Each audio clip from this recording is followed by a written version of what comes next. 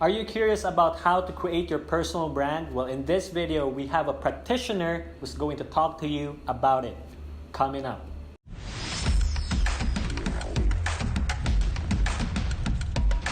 All right, we have a very special guest for today, and he is one of the famous guys in Davao. For those people who don't know you, like maybe around 5-10 people since you're famous.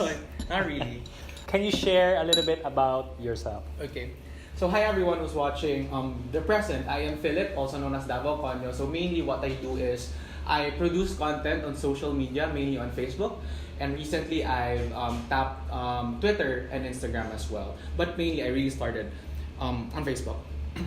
By the way, if you don't understand what content means, it's basically when you put out something in the internet, social media or website, that's considered to be content. So that's online content creator. Online content creator. When did you start Davao Conyo? I started Davao Conyo last year, November. Around October, actually no, October siya, pero sumabog siya mga around November na. Sumabog siya, like it went viral and stuff. And to be honest, I did not plan to be like this, to be viral. It really started out as something na parang passion ko lang, and I just really wanted to share my talent and the things that I love online, and it's just so happened that a lot of people really liked it. And so since of course I'm not gonna lie, I kind of love the attention because of course I now have a bigger audience for me to present myself. So that's when I really started like putting out content every now and then. I you know, like trying so hard to be consistent and stuff. Because yung iba kasi parang one hit wonder, like they're okay with one content and I'm good. Ako kasi no, I really wanted to take advantage of that kasi it's not every day that, you know, people pay attention to you on Facebook, especially Facebook. You know, there's a lot of things going on each one's news feed. So for them to stop and actually finish a video, it really matters to me. So yeah. Is it easy to become to create content for people that you know, for your audience? Yeah. At first, it's very easy kasi you only get to think about yourself. Ako like I only want to present parang my kind of humor. Pero as kumbaga habang nagadagan ang tao nagapaminaw sa imo, it becomes harder. Kasi you know, you have to live up to their expectations. You know, like when I first released a video and it hit like 1 million views. Cool ba kayo ko na marag basig sa second video di na makaabot og 1 million views. So you know, marag kuha na siya ba, what started out as something na marag you just do for fun, at some point mahaluan na jud siya pressure. And I'm gonna admit na as much as I want to be very organic, na marag I'm just gonna do what I want, pero wala parang nabigyan ka na ng ganun na audience, and you have to pay attention to the audience as well. So as much as possible, I study, I listen, you know, I review kung saan, like ako kasi I do scripts na parang kung saan man mga relevant na topics na pwede na ako i-discuss sa dubs, or what are the things that are considered funny for Filipinos. So yun. So ang target market dito sa Davao Conyo is from the word Davao. Is Davao lang or Philippines? Sa sugod Davao lang jud. Pero I was super surprised when there were a lot of people from other places in Philippines like Manila, Cebu, na nakarelate po sila, especially Manila. Kasi when I reviewed my Facebook page, most of my fans or followers is gikan jud sa Davao, of course. And that's second ng Manila.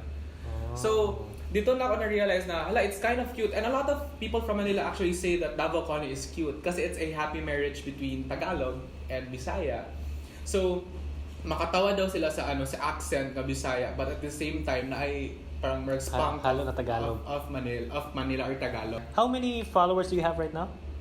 Sa personal page, around 38,000, tapos sa fan page is 64. Kasi yun din yung isang mistake ko siguro na late ko nagbatog page. Okay. Anong na-mistake man siya? At first, nag-release ko content sa akong personal page. Pero na mag-limitation sa personal page. You can't boost, and mas dili kay professional when you're in pag personal page ka. When I started to work with companies and brands, mas gusto man gud nila na mag-present ng analytics, which is something that Facebook profiles can provide. That's why I moved to Facebook pages. Okay, you mentioned about some clients are doing work with you, or like it's becoming your passion, which is Davao Conyo, and doing dubs and all of these things, content for you guys, the audience. And now it has become a business. Unsahon man siya pag ngano nahimo man siyang negosyo or ngano pwede siya mahimong negosyo. Actually, sa start po na shock pod ko kay like what I said, dili jud siya something na I did na sige magsugod ko ani para I will have paying clients, para it will be my bread and butter, which is it's actually not my bread and butter as of the moment. So katong na-introduce ng idea nga wait, I remember my first client, they're from Manila, and they just messaged me and they told me that we really like your dubs and we were wondering if you could do a dub for us and we will be paying you this much. So ako na-shock na, pwede, ano ko nila bayran? For me, mo itong pinaka first time na feel ako ba nga, okay, I could actually earn from this. So, there were a lot of things that I did actually. At first, sige lang kong dawat to client. Sige, go. I consider myself, I am the product kasi I am the content creator, you know. Yeah. I release different kind of content, but at the end of the day, I am the product still because I'm the man behind the dub videos or I'm the man sa videos na makita ninyo mga Davao Conyo skits. So siguro naabot na ko sa time na wait, I have to reposition myself. How do I present myself as a product to business owners or the other way around. Ako modul sila sa kuha, how do I present myself? So kato siya. It's good. I'm earning money pero I'm also very picky with the people that I work with. So you're picky with the people that you work with, like clients, like businesses that are approaching you. Yeah. So that's part of your process nimo in choosing clients as well. Na ba kay murag metric na ginatanaw na okay, pag inani gani ilang demand, pwede na ko bahaton ni pag inani murag di na lang. Na ba kay inana na? Yeah. Since I am the product and the companies that approach me also would want to promote their products, careful kayo ko na dili ko maging product nila. Does that make sense? Okay. You have to be very careful kasi there are times kasi na when people start paying you, they would want to have full control or bigger control in terms of creativity. So when they start paying you, okay, Phillip, this is what we want you to do. This is how we want you to say it. This is how we want you to edit the video. So which I experienced before, and it's a learning lesson for me because I realized, wait, am I really presenting myself to the audience or am I being presented by this company? So there's a difference, which is more but the tricky part of being a content creator because there's a lot of things that you need to consider. You need to present yourself as a product. You have to think about your audience because these audience, sila nag-support sa mo. They are the very reason of why you're significant online. Yeah. Without them, you're zero. But at the same time, you have to make a client happy as well. So kanang tulo imong gina-consider. So for me, ang pinaka-first yun ako gina-consider is ako. Is it still me? Number 2 is it gonna make my audience happy? And number 3 is it gonna make the client happy? So if bingo to na akong tulo, go. Pero pag dili, maski isa lang ang kulang dara na happy lagi ang audience, happy ko, pero dili happy ang client, most likely they're not gonna pay me. So it's like you have to consider 3 major things talaga. You, the client, and the audience. Yeah. Because sa bagay no, kay kung sakali na pabuhaton ka na lagi sa kabutang na dili ka uyon. Madaot pod ang imuhang pag-deliver sa service, which will impact your audience as well. So dili siya win-win sa tulo ka parties. True. As a content creator, I really want to be relatable. Kasi no matter how nice my content is, if it's not relatable, nobody's gonna watch it. It's like if you're a stand-up comedian and mag-joke kasi mong audience o inside joke na ikaw lang makatawa or imong barkada lang makatawa. Wala mo katawa. No matter how you think how funny it is. Ano naman sila nakatawa naman to for me. So that's what I always think. Na okay, I'm gonna present my ideas in this manner but how do I make it relatable?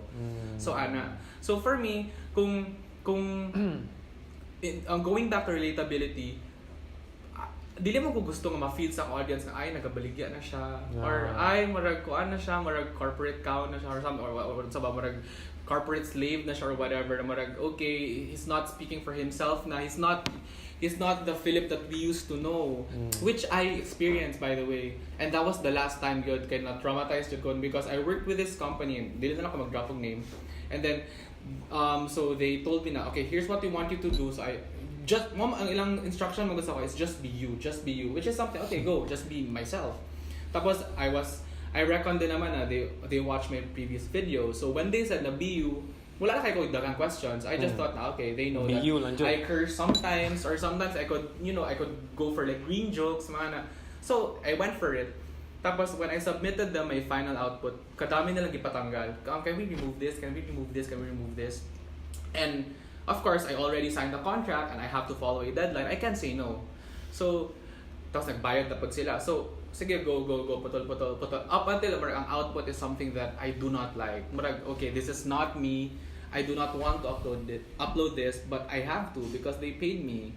Nahitabo to ko na, no, no matter how big the client is, no matter how big the cash is, nga ilang ibayad sa ko, I will never go for it if it's not me or if it's not my audience. Yeah, that's really part of the personal branding. And in the States, they actually do this. They use themselves as the filter of in getting clients or doing a service with a client, kung kailangan din na siya. So, definitely, na-impact ang Davao Conyo ato when that happened. Ako basing isa lang dyan ka content dyan. How Facebook works, magod, is if you have fire hit content or kanang content nga gwapo jud, parang at some point, marag, ang Facebook na ang nagatabang sa imuha. Parang they are slowly pulling people into your page.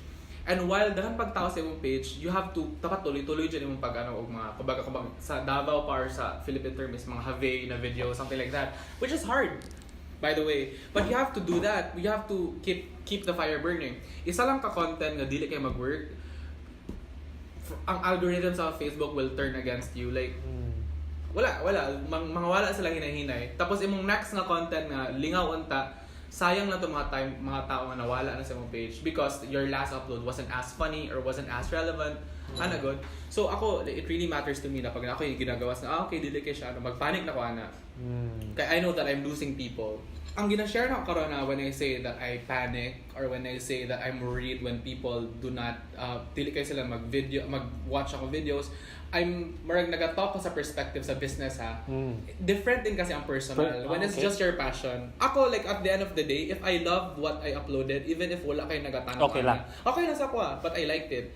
Pero of course, na po yung other side of that. Like kung gusto dyan mo mag-flourish imong career as a content creator in such a manner that you will be receiving money or you will, earn from it, you have to be very technical po. You have to bantayan jud dapat imong figures all the time. Posible jud ba mahimong career ang content creator? Yes. And it's very, I could say na it can be very lucrative as well. Why? Because a lot of people now are jumping sa online bandwagon. Gone are the days that companies would spend so much money for their ads to be seen on TV. Karon, it's the other way around. Like, companies would want their ads to be seen sa YouTube or sa Netflix or sa Facebook newsfeed. Diba? Yeah. They know that all eyes are naana sa newsfeed, naana sa Twitter, naana sa Twitter, naana sa Instagram, naana sa Instagram. Diba? So, tapos it's cheaper. It's cheaper, diba? Compared pala sa una. Like, diba? They pay millions.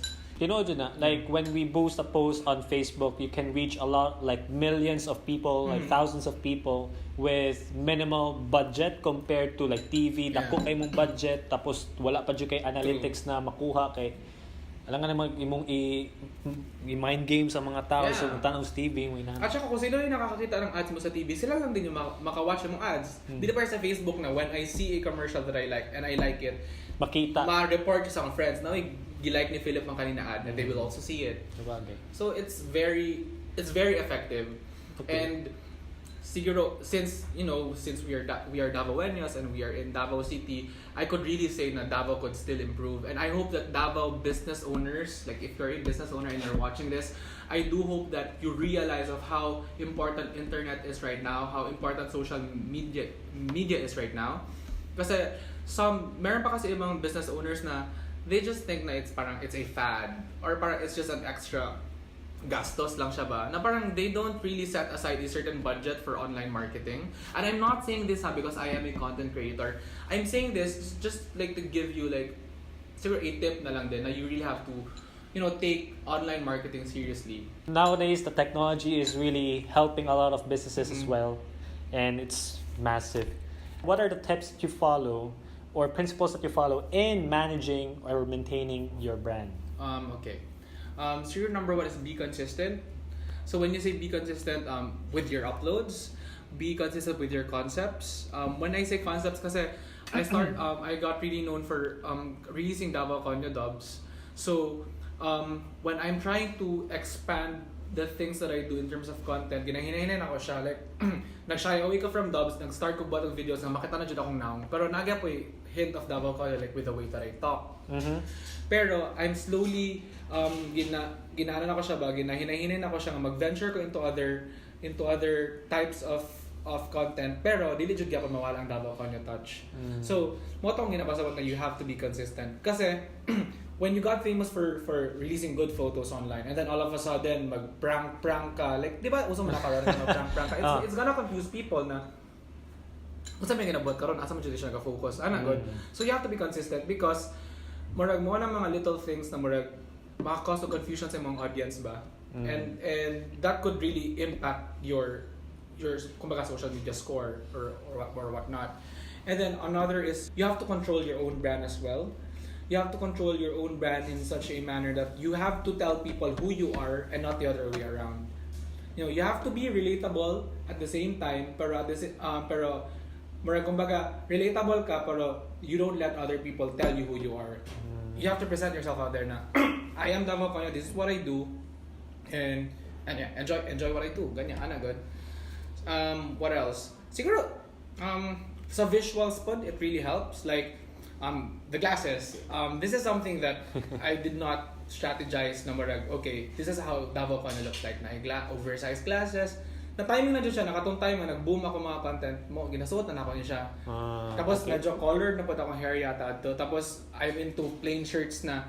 Tapos sa Twitter na lang, ma-realize na ako nga na yung mga nag-tweets ako na, uy, kanang I like the Davao Conyo look, good, na murag plain shirts, short shorts, tapos blonde hair. So that's when I realized na, hey, people actually identify me for this. Kaya even if sa malls, night times na I don't wear my glasses, and true enough, on the same day or pagka tomorrow or within the week, may mag-message ako na, I think I saw you in a Breeza but I'm not sure kung ikaw. As compared to when I wear this, people would actually approach na, di ba ikaw si Davao Conyo? So I think it really helps. So tinuod yun yung pre na kay Superman? Nganong si Superman? Something like that. And it's super weird. Kasi mo na lang makasanayan man good. And I'm super happy na before. The reason of why I try to expand my content from dubs to videos na makita na dyan ko is because gina-imagine po na ako na gusto na ko i-expand ang opportunities na if people only recognize me for my voice, they're not gonna get me for how I look. They're just gonna who's gonna get me with radio stations? Good. So, hinahinay na ako, gisulod akong dagway kaya para, sige kailan namin kay Phillip, mo rin na iyang itsura, sige, maybe he could work with us promoting this campaign or this campaign. You know, they're gonna need me more than my voice lang. And mo po siguro ito akong other tip is i-maximize imong self because you are the product and you have to maximize yourself na dili lang ka one trick pony ba na? Or okay. Something like that. You have to be as much as possible versatile, but at the same time dili pud ka nga jack of all trades, master of none. No, you know, you have to master each craft pod at the same time.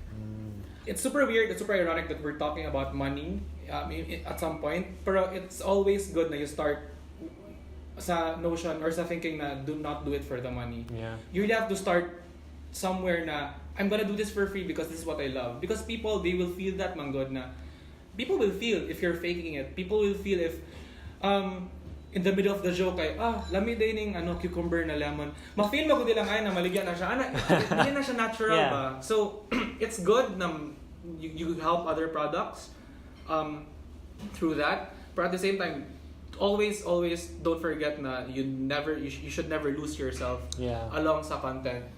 Kaya imabe ng content. So people have to identify sa content through you, not through the product or through the company that you're representing. People just know that they are being sold to. Yeah, no? It's just a natural thing. Yes, maka-turn off siya, especially kung marami kanang mga di mo kaila, kaya gwapo ko na may relationship. That's the reason why there's what we call like relationship selling as well. So lahi mo check impact.